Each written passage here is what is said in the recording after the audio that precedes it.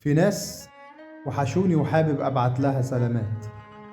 في منهم عايش فيهم فارق الدنيا ومات. أول حاجة سلامي لأبويا، ازيك يابا، وحشني يا راجل يا طيب، ياللي الدنيا كانت وياك أجمل دنيا، ياللي وجودك كان بيطمن، ياللي حنانك كان بيأمن.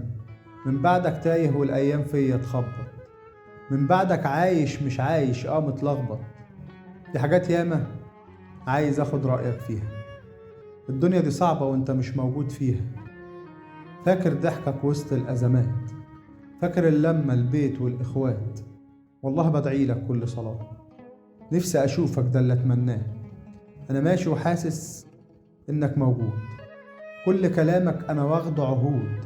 تعليمك ليا أنا مش بنساه، عايش جواي أنا ماشي معاه.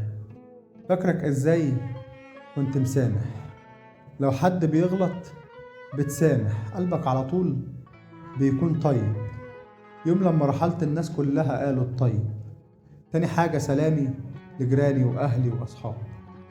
الدنيا بقت قاسية علينا، خلتنا أغراب، كلنا عايشين تايهين فيها، كلنا ناسيين إيه آخرتها.